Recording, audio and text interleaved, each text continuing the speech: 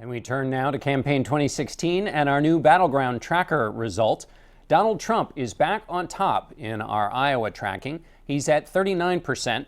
Ted Cruz is behind him by just 5 points at 34%. Marco Rubio is running third at 13%, and the rest are at 5% and below. In New Hampshire, Trump has a big lead with 34% compared to Ted Cruz at 16%, Rubio at 14%, Kasich at 10%, the rest of the field at 7% or less. And in South Carolina, the story is much the same. Trump ahead at 40%, Cruz in second with 21%, Rubio in third with 13%, the others all at 9% or less. The bad weather kept us snowed in here in Washington and unable to sit down with Donald Trump in person, so he is joining us by phone this morning from Pella, Iowa. Good morning, Mr. Trump. Thanks for joining us. You said yesterday you could shoot someone on Fifth Avenue and wouldn't lose voters. You're that confident, huh? Well, I have a very great group of people, John. I mean, I have people that are so loyal, and it's been so reported, and even in your poll, but in a lot of the polls, they do that, the loyalty factor. And my factor is up when you add it all up. It's pretty much close to 90%. These are people that just won't leave. They will not leave. I love my people, and it's a great thing. I mean, it's a great thing. Far greater loyalty than any other candidate by double, triple, quadruple. And I love my people. And on the one hand, you have your people, and then this week, on the other hand, you had the National Review putting out a special issue trying to convince people not to support you, not to vote you. Why do you think they did that? What was their reasoning, do you think? Well, it's a failing magazine, number one. They need publicity. They are people that, most of whom I don't know, most of whom, don't forget, I've been in business. I've made a lot of money, which I'm going to do for the country now. I've been focused on jobs and money and deals, and that's what I do.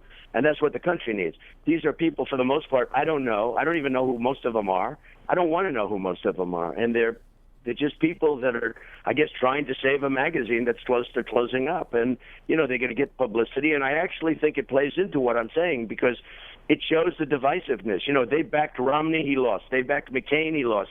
They lose, and they don't know how to win. And I'm not sure they even want to win. They just want to stay relevant. And they're very irrelevant. They make an argument in the magazine that Ted Cruz has also made, which is that you're not, and this is the phrase, a consistent conservative, that you've changed your positions on some things over time. What's your response to that critique?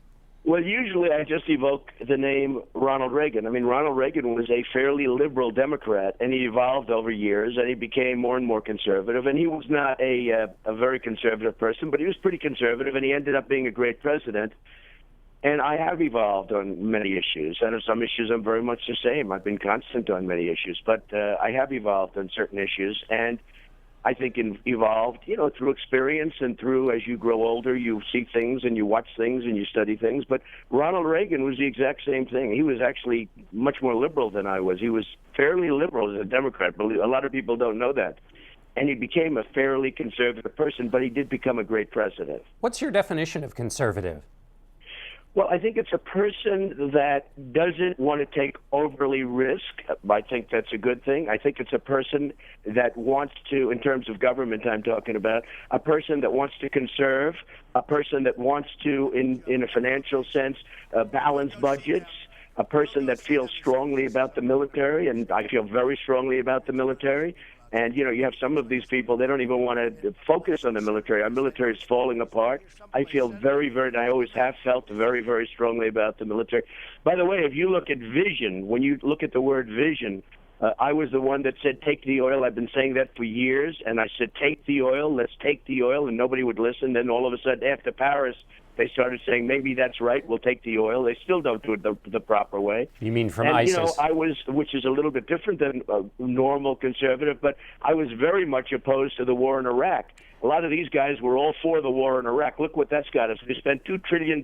We lost thousands of lives. We have nothing. We're now handing Iraq over, just handing it over to Iran. Iran is going to take over Iraq. And I said that was going to happen. I said that years ago, at 2003, 2004, that Iran will take over Iraq with the largest oil reserves in the world. And that's not a conservative position. When I was, saying don't go into Iraq, I'm a very militaristic person. I'm very much into the military, and we'll build our military bigger, better, stronger than ever before. But And that's safe. That's actually the cheapest thing to do as opposed to what we have right now. But I was opposed to the war in Iraq.